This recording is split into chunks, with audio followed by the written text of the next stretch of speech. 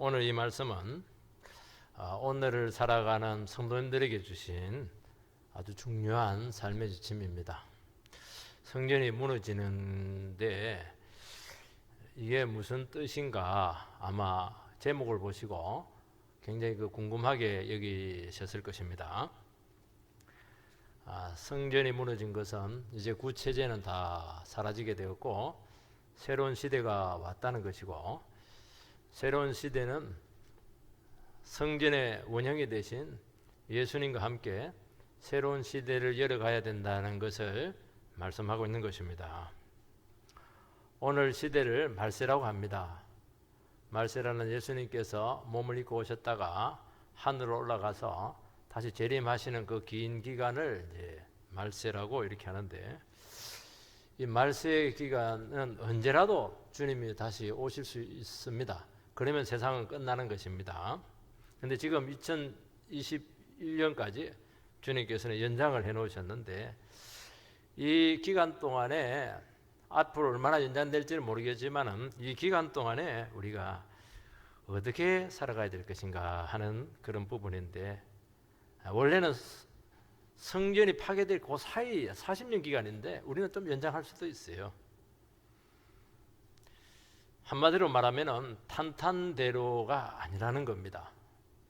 우리는 늘 행복을 추구를 하고 유토피아를 그리고 정말 평안하기를 원하는데, 실례지만은 오늘 말씀해 보면 그렇지가 않다는 것입니다. 재난이 있어요. 전쟁이 있습니다. 핍박이 보편적으로 이루어집니다. 그리고 많은 영적인 미혹이 있어서 이단들이 판을 칩니다. 그러니까 하루도 편할 날이 없다는 거예요. 이 말을 뒤집어서 이야기하면 아마 여러분 삶도 아마 그럴 거예요. 하루도 편할 날이 없으시죠? 저는 한 주도 그냥 넘어간 적이 없습니다. 이 말은 무엇을 이야기하냐? 우리의 오늘의 삶과 미래는 치열한 영적인 싸움의 대가로 온다는 것입니다. 이것을 모르면 충격을 너무 많이 받습니다. 그리고 굉장히 당혹스러워지고 패닉 현상에 빠져서 우울증 걸리든지 인생 포기하고 싶은 순간들이 많다는 겁니다. 이걸 알아야 된다는 거예요. 기독교는 절대로 주님 오시기 전까지는 탄탄대로가 아니라는 거예요. 왜냐하면 죄가 있고 마귀가 있고 어마어마한 일들이 지금 안에서 지금 마귀들이 뒤에서 온갖 짓을 다 하고 있는데 어떻게 편안하게 드럼 누워서 떡 먹으면서 살아갈 수 있겠는가 하는 것이죠. 그렇지만은 당장 세상이 끝날 것 같지만은 또 세상은 호락호락하게 쉽게 끝나지 않는다는 것입니다. 속단하지 말라는 거예요. 그래서 우리는 이런 재난과 혼란과 갈등, 이런 상황들에 대해서 굉장히 익숙해져야 된다는 거예요. 내 인생엔 이런 게 오서는 안 된다. 그게 어디에 있어요? 누구든지 올 수가 있죠. 보편적으로 오죠. 코로나는 누구나 다 오는 거잖아요. 나는 좋은 시절이 올 거야. 그렇게 되기를 바랍니다. 그것도 비웃으시기 바랍니다. 나는 영원히 평화롭게 살 거야. 그렇게 되기를 바랍니다. 안 평화스러워도 괜찮아요. 그냥 주어진 상황에서 익숙하게 잘 주님과 함께 살아가시기 바랍니다. 왜냐하면 우리만 있으면 이런 상황이 너무나 불행스러울지 모르겠지만 하나님이 여전히 다스리고 있다는 거예요. 성령님께서 우리의 삶을 인도하신다는 것입니다. 그리고 끝까지 함께 하셔서 보호를 해주시겠다는 것입니다. 묵은 상태에서 가만히 아무 일도 없이 살아가는 것 재미 하나도 없어요. 그냥 전쟁터에서 기도하면서 말씀의 능력으로 하나님 의지해서 싸워서 이기는 거, 이게 최고라는 거예요. 그런 삶이 우리에게 주어진다는 것을 여러분 단단히 마음속에 명심을 하시기 바랍니다. 첫 번째는 이 성전 파괴를 통해서 진정한 성전이 우리에게 주어졌다는 것입니다. 1절 2절 말씀을 읽어보면 예수께서 성전에서 나가실 때 제자 중 하나가 이르되 선생님이여 보소서 이 돌들이 어떠하며 이 건물들이 어떠하니까? 예수께서 이르시되 내가 이 큰 건물들을 보느냐? 돌 하나도 돌 위에 남지 않고 다 무너뜨려지리라 하시니라. 예수님께서 성전에서 많은 논쟁도 있었었고 가르침도 있고 드디어 이제 성전을 빠져나갈 때 제자 중 하나가 묻습니다. 이 건물이 어떠합니까? 와, 대단하죠. 이 건물. 그 규모와 위용 놀랍지 않습니까? 예수님. 이 예루살렘 성전은 헤롯 대왕이 지어준 겁니다. 헤롯 왕은 에돔 출신이기 때문에 유대인들에게 늘 열등감을 가지고 있기 때문에 유대인들의 환심을 사기 위해서 어마어마한 건물을 지금이 한 46년째 짓고 있는 거죠. 한 80년 만에 완공이 돼요. 그리고 AD 70년에 폭삭 무너집니다. 너무 크고 화려하고 대리석으로 지어졌습니다. 크기가 아파트 한 32평짜리 보다 더 커요. 하나 규모가. 지붕은 금으로 입혀졌습니다. 수백 킬로 밖에서도 막 번쩍번쩍 막 대리석 완전히 황금 궁전이에요. 수백 킬로 밖에서도 보였다고 합니다. 그 당시 사람들은 생전에 예루살렘을 보지 못하면 보아야 할 것을 보지 못한 것이다. 중국 사람들 자금성 못 보면 본 거 아니다 이렇게 하듯이 그런 정도의 엄청난 건물이었습니다. 주님께서는 그들의 기도와 상관없이 돌 하나도 돌 위에 남지 않을 것이다. 완파죠. 완파. 예언을 합니다. 왜냐하면 너무나 위용이 찬란하고 대단한 외모를 가졌지만은 성전이 아니라는 거예요. 성전의 기능이 죽었다는 것입니다. 왜냐하면 그 안에는 말씀이 없고 성령도 없고 영광도 없습니다. 믿음도 없고 경건도 찾아볼 수가 없고 그 안에 하나님이 계신 곳이 없어요. 성전은 하나님의 쉐키나의 영광이 떠야 되는데 인간의 영광으로 꽉 차 있어요. 물질 중심적이고 탐욕의 온상이 되었고 정치 1번지입니다. 그야말로 세속화된 곳입니다. 여러분 건물의 규모나 비용이 주는 효과는 엄청납니다. 사람들은 그래요. 성도님들은 교회는 아름답다. 작은 교회는 더 아름답다. 이렇게 위로를 하죠. 근데 큰 교회 다 가보면 제자들의 감탄이 얼마든지 우리는 이해가 돼요. 와, 어떻게 이 금싸라기 같은 땅에 이렇게 으리으리한 대리석으로 그냥 유리로 막 지어놨을까? 그냥 대단하지 않습니까? 저기에서 목회하시는 목사님 얼마나 대단하실까? 부럽다. 교회가 대형화되고 화려화되는 것은 건물이 주는 효과가 없다고 할 수가 없습니다. 하나님이 계신 것 같습니다.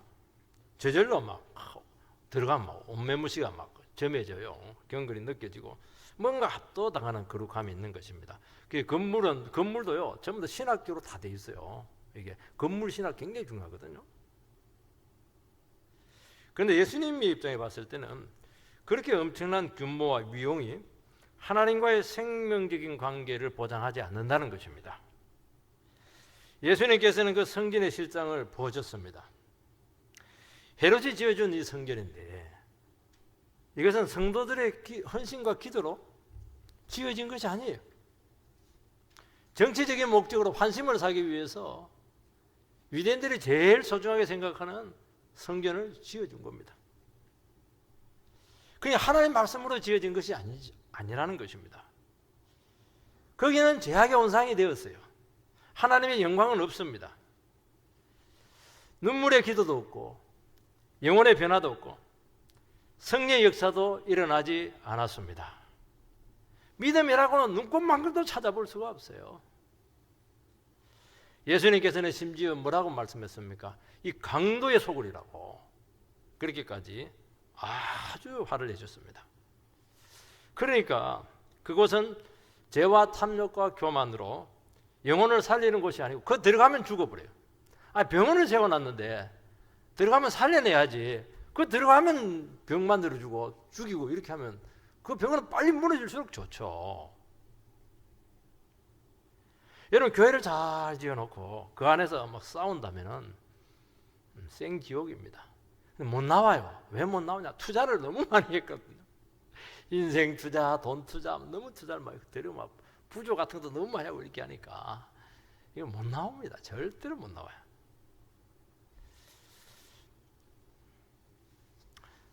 여러분, 인간의 뜻과 세상으로 세워진 성전은 결국 죄의 온상으로 전락하고 망한다는 것입니다. 그래서 여러분 생각을 잘 해야 됩니다. 저희 교회도 능평교회인데요. 어떻게 세워야 되느냐? 비록 더디고 느릴지라도 말씀으로 세워야 되고 눈물의 기도로 세워져야 돼요. 느린 것은 상관이 없어요. 제대로 세워야 돼요. 여러분, 건물과 땅이 필요해요. 그러나 그것이 본질은 아니라는 것을 기억을 해야 된다는 것입니다. 뭐가 본질이에요? 하나님의 말씀을 듣고 은혜 받고 한 영혼 한 영혼들이 변화되어서 성전의 벽돌로 탁 서는 것입니다. 제 신학은 그거예요. 난 다른 거 안 해요. 쫙 복음 선포해서 성도님들 은혜 받아서 변화되어서 자기가 보이지 않는 그 성전의 벽돌로 탁 들어가는 게 따듬어져서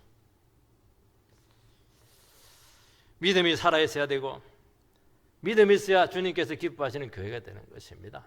교회가 들어오면 믿음이 팍팍 자라고 안 되는 것도 탁 되고 말이지. 사람들이 막 병도 막 나아버리고 말이지. 참 얼마나 아름다워요. 사랑도 막 깊어져 버리고 말이지. 영혼이 막 열리고 말이지. 이렇게 돼야지. 천국이 돼야죠. 저는 이 능평교회가 천국이 될 걸 믿어요. 완전한 천국은 아니지만 서서히 그렇게 변해갈 겁니다. 그러면요 아무것도 부족하지 않아요. 행복하고 기쁘고 감사가 넘치게 될 것이고 교회만 오기만 하면 그냥 치료가 되는 거예요.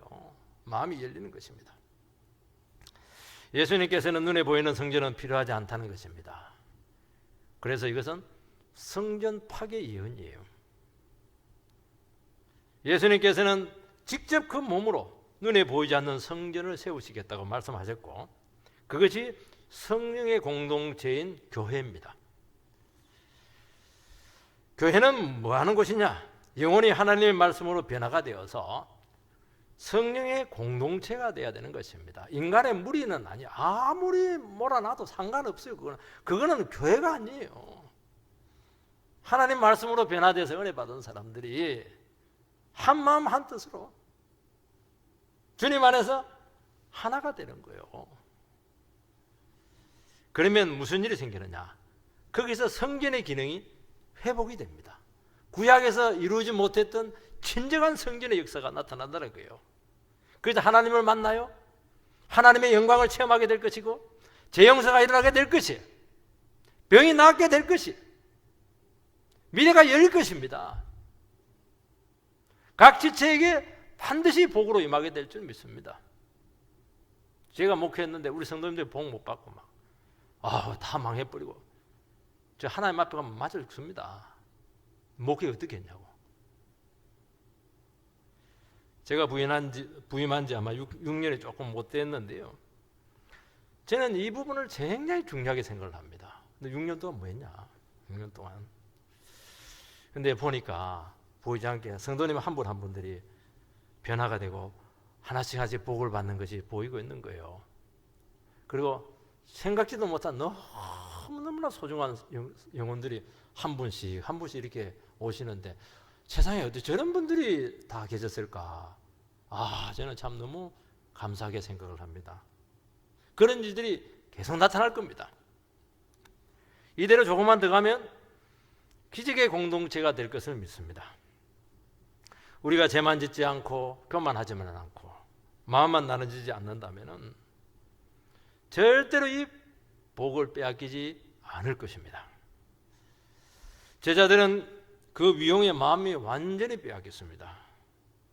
예루살렘의 성전과 성전의 파괴는 이제는 더 이상 옛날 생각하지 마라. 옛날 우리가 어떻게 지나냐라 그거 하지 마라. 그거는 그림자에 불과하다. 세상에 대한 미련을 다 버리라. 집착 다 내려놔라. 욕심을 버리고 세상을 추구하지 않고 과거 내가 어떻게 신앙생활 했던지 그 아픔들 너무너무 많잖아요. 상처들 많으시죠? 고통 많이 겪으셨죠? 전부 다 내려놔라. 그러면 너에게 새로운 비전이 생기게 될 것이라고 약속하고 있는 것입니다. 어떤 비전요?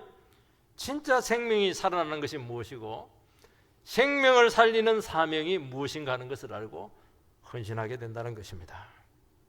이제는 세상 중심이 아니에요. 하나님 나라 중심이에요. 삶의 가치관과 목표가 달라졌어요. 지금까지도 사업을 잘했고 일을 잘해왔어요. 더 신앙적으로 해라는 것입니다. 물질과 명성과 내 자신이 아니고 말씀에 따라서 살아가는 것입니다. 날마다 말씀으로 나 자신의 재성을 죽이고 미련을 버리고 나갈 때 하나님께서 너를 통해서 위대한 일을 이루시는 새로운 시대가 열리게 될 것이라고 약속하고 있는 것입니다. 이 말을 듣고 여러분들이 가만히 있으면 안 돼요. 가슴이 막 뛰어야 돼요. 하나님은 나를 통해서, 우리 가정을 통해서, 이 교회를 통해서 무슨 일을 이루시기를 원하십니까? 그걸 말씀하고 있는 것입니다. 두 번째는 성도님들은 때와 징조를 느끼고 잘 깨달아야 된다는 것입니다. 3절 4절 말씀을 읽어보면 예수께서 감람산에서 성전을 마주 대하여 앉으셨을 때 베드로와 야고보와 요한과 안드레가 조용히 묻되 우리에게 이르소서 어느 때 이런 일이 있겠사오며 이 모든 일이 이루어지려 할 때 무슨 징조가 있사오리이까? 4명의 제자가 예수님의 막 너무 충격적인 그 대답을 듣고 이게 막 정신을 잃어버렸어요. 자기들은 막 대단한 뭔가 있을 거라 생각했는데 아니라는 거예요. 그러면서 성전이 언제 파괴됩니까? 성전이 파괴될 때 어떤 징조가 나타납니까?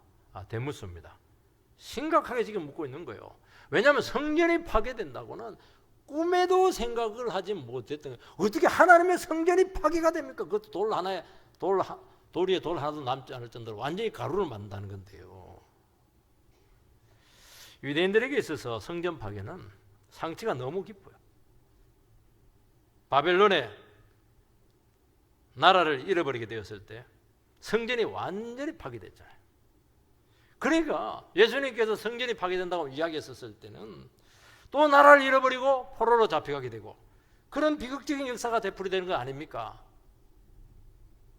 그 어려움을 말하고 있는 거예요.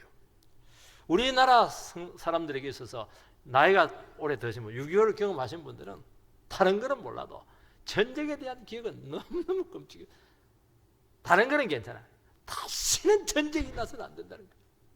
너무 끔찍한 기억이에요. 부모님이 그냥 총 맞아 죽는 그 꼴을 봤기 때문에 다시는 전쟁이 나서는 안 돼요. 다른 거는 괜찮아요. 너무나 많은 사람들이 떼죽음을 하고 고아와 과부가 절비하고 나라는 완전히 잿더미가 되지 않았겠습니까? 지금 그런 충격을 지금 제자들이 받고 있는 거예요. 지금 다시는 이런 일이 반복되면 안 된다는 것입니다. 여러분, 우리 인생 가운데 또 역사 가운데 얼마나 많은 격변기를 우리는 겪게 되었고 얼마나 그때마다 충격을 받게 되었습니까? 그때 막 우왕좌왕 이렇게 하다 보면은 영혼을 잃어버리고 인생을 잃어버리는 것입니다. 이런 일이 너무 많다는 거예요. 이런 일이. 그래서 제자들은 어떻게 하냐? 때와 징조를 알면 우리가 이런 충격적인 상황 가운데서 대비하는 데 도움이 되겠습니다. 그런 의미를 가지고 지금 묻고 있는 거예요. 지금 주님께서는 때는 말씀하지 않았습니다. 징조만 말씀을 하셨어요. 이런 징조가 나타나게 되면은 때가 임박한 줄 알고 철저히 대비를 하라는 것입니다. 영혼 떠내려가지 않도록, 인생 말아먹지 않도록 단단히 신앙적으로 준비를 하라는 것입니다.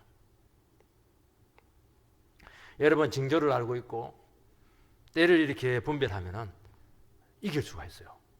그리고 삶이 달라집니다. 사람들이 이게 모르는 것은 지금 어느 때인지를 모르기 때문에 지금 막 엉뚱한 짓을 많이 하거든요. 지금 망해가는데 막 그냥 유람선을 타고 다니는 거예요. 이게 여러분, 종말의 시대는 하나님께서 두 가지를 통해서 우리 성도님들을 깨우치십니다. 때를 가지고 깨우치고 징조를 가지고 우리 영혼들을 흔들어 깨우신다는 것입니다. 여러분, 성도들은 어떤 사람들이냐? 성도들은 때에 대해서 굉장히 민감함을 가지고 있고, 일어나는 모든 그 상황들에 대해서, 징조들에 대해서 어떤 경우에는 막 별것 아닌데도 딱 감이 오는 거예요. 지금 어느 때냐? 지금 왜 우리에게 이런 일이 일어났냐는 거예요. 지금 왜 잘 가던데 옆에 차가 와 들이박았냐는 게 이게, 나에게 무슨 일이 생겼냐는 게, 지금 이게 무슨 메시지냐는 게, 이게 굉장히 중요한 거예요. 이게 긴장해야 될 때가 있고, 기도해야 될 때가 있고, 자숙해야 될 때가 있고, 말을 주의해야 될 때가 있고, 하나님께서 너무나 많은 메시지를 우리에게 주신다는 것입니다. 이거 절대로 헐게 듣지 말라는 것입니다. 새로운 사업을 잘 하다가, 이 사람 완전히 한국에서 선도하는 그런 신한국인이었어요. 근데 쫄딱 망해버렸어요. 장로님이었는데 신앙도 참 좋아요. 그래서 뭐 해야 될까, 인테리어 해야 될까, 막 너무너무 고민을 많이 했길래 신방을 했어요. 그때 제가 사도행전 1장 4절 말씀을 그분에게 드렸습니다. 예루살렘을 떠나지 말고 내게서 들은 바 아버지께서 약속하신 것을 기다리라. 장로님, 왕자왕 그렇게 뭐 먹고 살 것인가, 그에 너무 이렇게 하시지 말고 지금은 기도하면서 성령을 기다려야 될 때입니다. 약속하신 성령을 받으세요. 지금 아무것도 할 수 없을 때, 진짜 무력할 때 한 가지 할 수 있잖아요. 장로님만 해도 하나님께서 주시려고 한 메시지가 있을 텐데 기도하세요. 그러면 길이 열릴 것입니다. 성령을 구하라고 제가 권면했었습니다. 그러면 능력받아 변하여 새 사람 되는 거예요. 내가 바뀌면 되거든요. 하나님께서 지금 너를 바꾸라, 너를 바꾸면 기회는 얼마든지 온다는 거예요. 이게 어느 집사님이 암에 걸렸는데 6개월 시한부 선고를 받습니다. 근데 이 집사님은 좀 신앙이 좋아요. 죽음을 준비하라는 거구나. 유서도 써놓고 정리도 하고 딱 결단을 해요. 그 빚을 갚고 관계를 회복하려고 하는 사람을 찾아가지고 오해도 풀고 화해도 해요. 그 자녀들과 많은 대화를 나눕니다. 주변을 딱 정리를 해요.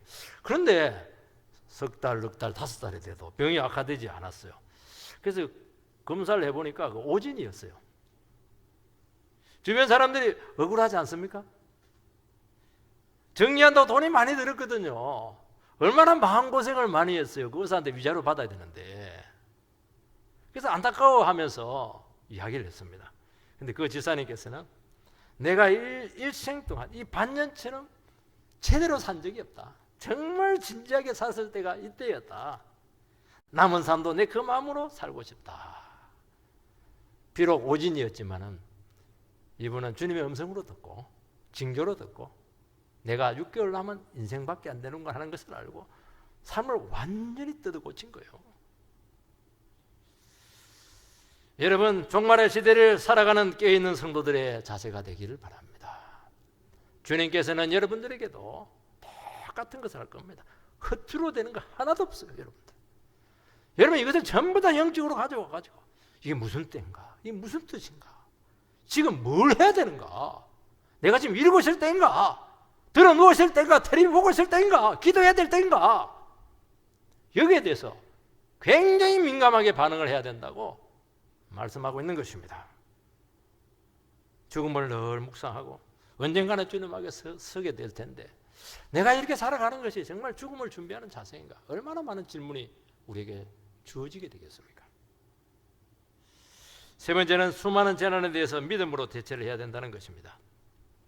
5절 6절 말씀을 읽어보면 예수께서 이르시되 너희가 사람의 미혹을 받지 않도록 주의하라. 많은 사람이 내 이름으로 와서 이르되 내가 그라하여 많은 사람을 미혹해 하리라. 일단은 미혹하게 하는 일이 나타납니다. 미혹은 영혼을 막 홀리는 거예요. 영혼을 혼동스럽게 하는 것입니다. 그리고 악한 쪽으로 끌고 가는 것입니다. 거짓 선지자들이 나타나서 막 미혹을 합니다. 여러분 현실이 어렵고 미래가 불안하고 자꾸 재난이 터지고 일이 안 되고 사건들이 자꾸 생겨 이렇게 하면 사람들이 굉장히 불안지수가 높아집니다. 그때 무슨 현상이 나타나느냐 하면은 뭔가 확실한 것을 붙잡으려고 한다는 것입니다. 그것이 비록 거짓일지라도 원하는 답을 찾아서 위안을 찾으려고 하는 것이 인간의 마음이라는 것이에요. 그래서 격변기 때 이단들이 굉장히 득세를 많이 해요. 미국도 18세, 19세기 막 굉장히 어려웠거든요. 그때 막 여화 정인들 막 몰몬 거 전부 다 생겼어요. 우리나라 일제 때 50대, 60대 그때 이단 다 생겼어요. 박태선 이런 사람들.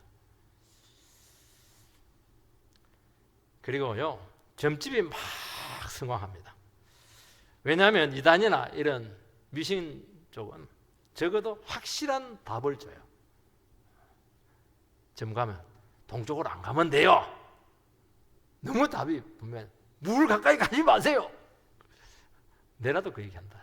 근데 그거라도 믿고 싶은 거예요. 믿고 싶은 거예요. 말씀 드리면 어떻게 기도해 보세요. 한번 주님께 물어보세요. 답답한 거예요. 물어도 답이 안 와. 이게 주님의 뜻이 있을 것입니다. 그걸 누가 몰라요? 말씀 가까이 하세요. 회개하세요. 이런 얘기하니까 답답한 거예요. 답을 듣고 싶은데 이단가 뭐 속이 시원해요. 뭐 답을 딱 이야기해줘요. 남편이 게임 중독으로 뭐 일주일이고 집에 들어오지 않았어요. 결혼한 지 뭐 몇 년밖에 안 됐는데 아내가 막 죽으려고 그래요. 모임 와가지고 남편 때문에 막 그렇게 힘들어요. 어느 날 그 아내가 보니까 다락방 이단에 들어가 있는 것입니다. 그 성경 공부에 푹 빠져버렸어요. 유광수 다락방. 거기서 왜 이 사람이 그렇게 됐나 봤더니만 남편이 도박 유혹에 빠진 것은 아내가 전도하지 않았기 때문입니다. 분명히 말하더라는 것이에요. 아브라함의 아버지 데라가 하란에서 하나님께 쳐가지고 죽었다는 거예요. 아브라함이 지금 가나안 선교를 가고 있는데 아버지가 막았다는 거예요. 하나님께서 데라를 쳤다는 거예요. 해석도 희한하죠. 사단에 미혹받고 있기 때문에 사단을 결박해야 된다. 그렇게 하니까 막 쫄깃한 거예요. 그날부터 그냥 전도하러 다녀. 전도는 나쁜 건 아니에요. 참 답이 분명하죠. 전도하면 된다는 거 아니에요. 그거. 물론 전도하면 좋아요. 그렇지만 그게 우리는 그런 답은 아니거든요. 그런 단편적인 답을 우리는 줄 수가 없는 거예요. 여러분 영혼이 미혹받는 것은 교회에 확실한 진리가 없기 때문이고 교회 안에 생명이 없기 때문입니다. 그 말은 뭐냐? 말씀이 흐려진 것입니다. 희끄무리한 거예요. 희끄무리한 거예요. 오리무중을 걷는 것 같아요. 답답하고 힘든데 거기 가서 말씀 들으면 정신이 번쩍 나야 되는데 예배 드리면 더 혼란스러운 거예요. 이게 정리가 안 되는 정리가. 여러분 이단은 가짜지만은 가짜가 더 확신을 가지고 이야기합니다. 더 확신 있게 되든 안 되든. 사랑은 우리는 거의 사랑이 없어요. 이단들은 아예 집을 줘버려요. 얼마나 사랑이 많은지. 박사님들, 교수님들, 심지어 목사님들도요, 그냥 빠져버립니다. 하나님의 말씀을 교회가 가르치지 않고 은혜가 없게 되니까, 그리고 구원의 확신이 없다 보니까 이단에게 막 교회가 휘둘리는 거예요. 여러분 진짜 성도, 진짜 교회는 절대로 미혹받지 않아서 딱 들으면 가짜다는 거예요. 교회가 하나님의 말씀으로 채워져야 될 줄 믿습니다. 근데 그리 안 하잖아요. 인간의 욕망을 막 부채질합니다. 인본주의 사상을 막 가르치는 거예요. 그렇게 하니까 이단이 완전히 치고 들어와가지고 교회를 4분열, 5분열. 우리 교회는요 신천지가 너무 좋아할 거예요. 건물은 크지 사람은 없지 통째로 삼길 수가 있어요. 못 들어오잖아요. 하나님의 말씀을 다 막아준다니까요. 고난을 설교하잖아요. 고난은 형벌이고 죄의 결과라고 이야기하는 것입니다. 오늘 말씀을 보니까 예수님께서는 미래 희망사항 그거 믿지 말라는 거예요. 그 말은 고난이 있다는 것이거든요. 고난을 잘 가르쳐야 돼요. 고난은 진짜 성전을 만드시는 하나님의 도구라는 것입니다. 격변의 시기에 진리의 정수를 맛볼 수 있는 것은 이 고난을 통해서 어떻게 말씀으로 우리가 주님과 함께 이겨내야 될 것인가. 여기에 모든 비결이 다 들어있는 거예요. 교회는 세상에 없는 보물창고라는 거예요. 왜 보물창고를 모아놓고 엉뚱한 창고에 가가지고 달라고 하냐는 거예요. 지금 7절 8절 난리와 난리의 소문을 들었을 때 두려워하지 말라. 이런 일이 있어야 하되 아직 끝은 아니니라. 민족이 민족을 나라가 나라를 대적하여 일어나겠고 곳곳에 지진이 있으며 기근이 있으리니 이는 재난의 시작이니라. 난리와 난리의 소문은 전쟁, 핵, 천재지변 같은 재앙입니다. 이런 것들은 정말 현실적인 위협이 되는 것입니다. 이것은 세상은 불안정하다는 것이고 이 세상 속에는 어느 곳도 안전지대는 없다는 것입니다. 사람들은 쉽게 두려워하고 낙담합니다. 지진이 터졌어요. 원자력이 지금 터졌어요. 경제 위기가 왔어요.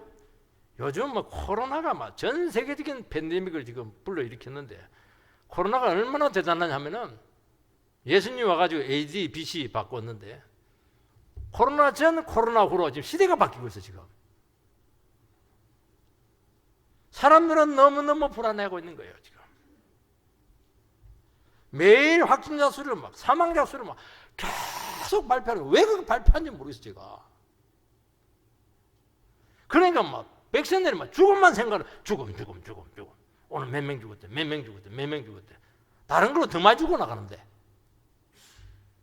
얼마나 마음을 위축시켰는지 2년 동안 이 백성들이 죽음에 사로잡혔습니다. 숨을 못 쉬어요. 병 들면 죽잖아요. 감기 몸살 와도 폐렴으로 많이 죽잖아요. 그리 볼 수도 있는 거예요. 언론이 사회를 죽음의 분위기로 막 몰고 가요. 저는 SNS에 보니까 심심하면 띵동 하는데 아니 광주에 있으면 광주시청에서 보내면 되지. 왜 용인시청에서 보내고 성남시청까지 다 보내고 말이지. 또 지금 응급 거기서 보내고 말이지. 노이로제가 걸릴 지경이에요.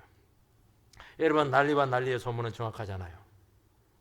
과거에도 전쟁이 많이 일어났는데요. 수년 동안 모르는 경우가 참 많았습니다. 그리고 그 소식도 부정확해요. 부정확하잖아요. 난리라고 하는 것은 그냥 난리예요. 난리친 거예요.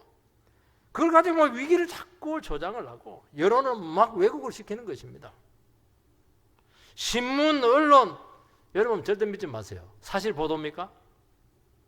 진실 보도입니까? 아닙니다 여러분. 조작된 겁니다.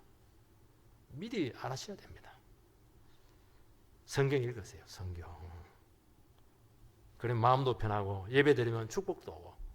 왜 세상에 걱정거리까지 일부러 끌고 와가지고 감동도 못하면서 그렇게 괴로워합니까?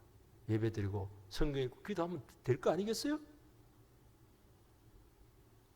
죽고 사는 거 하나님께 있습니다. 그분 의지하고 살면 문제될 거 하나도 없다는 것입니다.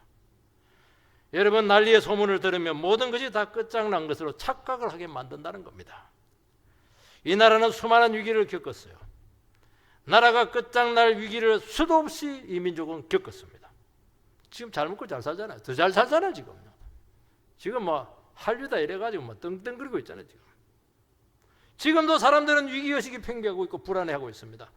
굶는 사람 있으세요? 당장 전쟁이 일어날 것처럼 난리를 치고 있는데 전쟁이 일어났습니까? 건물이 무너졌어요? 아니잖아요. 너무 두려워하지 말라는 겁니다. 주님은 이런 일이 있어야 하지만 끝은 아니라 격변은 얼마든지 일어날 수 있습니다. 재난의 시작이라고 말씀하고 있는 거예요. 시작이에요 시작. 재난할 때 이건 산모의 진통과 똑같은 어원을 가지고 있습니다. 여러분 산모가 진통이 온다고 해서 아이가 바로 나오지 않잖아요. 그리고 그 결과는 귀한 생명을 얻지 않습니까? 여러분 불길하고 예기치 않는 일이나 재난에 쉽게 속단하고 낙담하지 마시기 바랍니다. 여러분 전쟁이 쉽게 일어나지 않아요. 그게 나라 쉽게 망하지 않아요. 병들어도 쉽게 안 죽어요. 사람 생명이 얼마나 대단한데요. 골골 80이에요. 너무 두려워하면 소중한 시간을 소비하게 되고 가치 있는 삶이 절대로 나오지 않습니다. 그거 다 막으시오. 이제 시작이다. 시작이니까 이제 시작은 된 거예요. 괴롭죠. 고통이 시작이 된 겁니다. 인내하라는 거예요. 주님이 피할 길 주시고 대처하게 하신다는 것입니다. 그러니까 믿음이 필요하다는 거예요. 믿음. 여러분, 우리 같은 이런 시대 가운데 위기나 혼돈과 공황 상태에 있을 때 특별히 잘 참으시기 바랍니다. 특별히 다 끝났다. 나는 끝났어. 청소년들 막 배 아프면 막 그냥 인터넷 뒤져가지고 위암의 증상들 이래가지고 위 내시경 해달라고 난리를 쳐요. 그리고 막 방두제 처박혀가지고 아무것도 안 하고 공부도 안 하고, 왜냐하면 죽어야 되니까. 자기가 미리 죽어버려. 참. 여러분, 이때 믿음을 작동을 하라는 것입니다. 우리가 죽고 사는 것은 하나님 손에 있는 거예요. 세상도요, 주님이 오셔야 끝나는 거예요. 나는 끝나도 주님은 이제 시작이라는 거예요. 내가 끝나야 주님이 일하실 수가 있는 거예요. 지금 자기가 펄펄 살아가지고 자기가 가니까 주님이 일이 안 되는 거거든요. 주님의 섭리에 맡기시고 지켜보는 믿음이 필요하다는 것입니다. 예루살렘의 멸망과 성전 파괴는 세상 종말이 아니고 새 시대를 알리는 신호탄이 되었습니다. 성령의 시대가 열리게 되었고 유대인 중심에서 이방 중심의 교회로 중심축이 지금 옮겨가는 거예요. 복음이 보편적으로 확산되는 거예요. 이 모든 것이 끝났을 때 새로운 차원에서 주님이 사용하시고 우리의 삶을 열어가신다는 것입니다. 우리에게 많은 일들이 있나요? 많은 고통들이 올 수가 있어요. 사업도 흔들릴 수가 있어요. 그러나 이런 변화들과 격변이라고 하는 것은 우리를 불행하게 만드는 것이 아니고 위대한 미래를 열어가는 주님의 창이라는 거예요. 이 흔들지 않으면 그 세계 속에서 헤어나오지를 못해요. 그 좁은 세계 테두리에서 나오지를 못하는 거예요. 주님께서는 우리의 생존 그 자체를 흔들어서 그렇게 살지 마라. 어차피 먹고 사는 거 주님 손에 달려있다. 더 위대한 일을 해라. 생명을 살리라는 거예요. 그런 위대한 일이 우리 가운데 있게 되기를 주의 이름으로 축원드립니다.